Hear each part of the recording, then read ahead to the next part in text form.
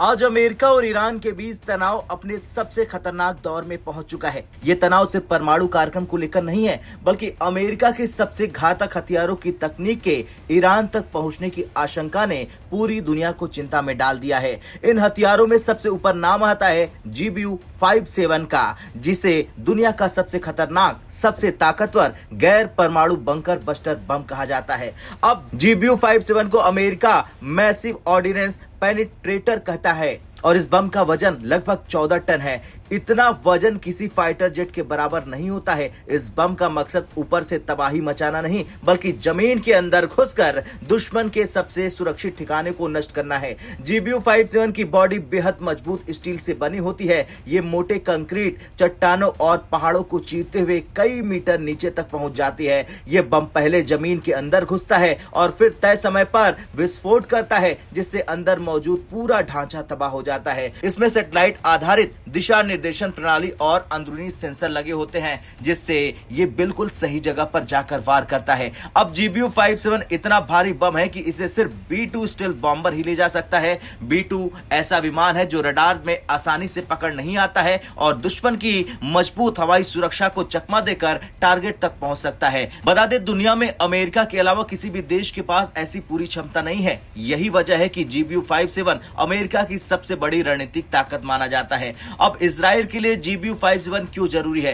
दरअसल ईरान के परमाणु ठिकाने जमीन के बहुत नीचे और पहाड़ों के अंदर बनाए गए हैं। इजराइल के पास ऐसा कोई बम है ही नहीं जो इन ठिकानों को पूरी तरह तबाह कर सके। इसी कारण से इजराइल लंबे समय से अमेरिका पर दबाव बना रहा था कि जरूरत पड़ने पर ईरान के खिलाफ B-2 बॉम्बर और GBU-57 का इस्तेमाल किया जाए। अब ईरान GBU-57 की हुबहू नकल नहीं कर सकता, क्योंकि उसके पास B-2 जैसा भारी बॉम्बर नहीं है, इतना भारी बम गिराने की क्षमता नहीं है। लेकिन असली खतरा यहां से शुरू होता है। अगर ईरान इस बम की संरचना, मजबूत स्टील और जमीन के अंदर जाकर फटने की तकनीक को समझ लेता है, तो वो अपने बंकर बस्टर बम ज्यादा शक्तिशाली बना सकता है, अपनी मिसाइलों के विस्फोटक हिस्से को ज्यादा असरदार बना सकता है, अपने परमाणु ठिकाने को और मजबूत बना सकता है। यानी फायदा सिर्फ हमला करने में नहीं, बचाव में भी होगा। अब GBU के मुकाबले Tomahawk cruise missile Iran के लिए ज्यादा उपयोगी साबित हो सकती है। टॉम हॉक की खासियत यह है कि इसकी मारक दूरी लगभग 1600 किलोमीटर है,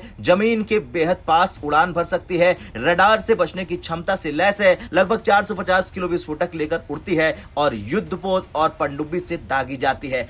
अमेरिका आमतौर पर युद्ध की शुरुआत टॉम हॉक मिसाइल्स के इस्तेमाल से करता है, ताकि दुश्मन की हवाई सुरक्षा, रडार और संरचना व्यवस्था को खत्म किया जा सके। अगर ईरान इस मिसाइल की दिशा निर्देशन और नीची उड़ान वाली तकनीक को समझ लेता है, तो अपनी मिसाइलों को कहीं ज्यादा सटीक और खतरनाक बना सकता है। अब अमेरिका को सबसे ज्यादा किस बात का डर है? दरअसल अमेरिका की सबसे बड़ी चिंता यह नहीं कि ईरान इन हथियारों का सीधा इस्तेमाल करेगा। असली डर है कि ईरान इनकी तकनीक रूस या चीन को दे सकता है। रूस के पास भारी बम वर्षक विमान और उन्नत सैन्य तकनीक है। चीन को हथियारों की नकल और रिवर्स इंजीनियरिंग की महारत हासिल है। अगर इन दोनों देशों को अमेरिकी हथियारों की गहराई से जानकारी मिलती है, तो वैश्विक शक्ति संतुलन बदल जाएगा। और इतिहास पहले भी ऐसा देख चुका है। सोवियत संघ ने अमेरिकी B-29 बॉम्बर की नकल कर Tu-4 बनाया था। चीन ने रूसी लड़ाकू विमानों की तकनीक से अपने विमान बनाए। ईरान ने अमेरिकी ड्रोन की नकल कर शाहिद ड्रोन श्रृंखला तैयार की और इसी वजह से अमेरिका इस पूरे मामले को बेहद संवेदनशील मान रहा है।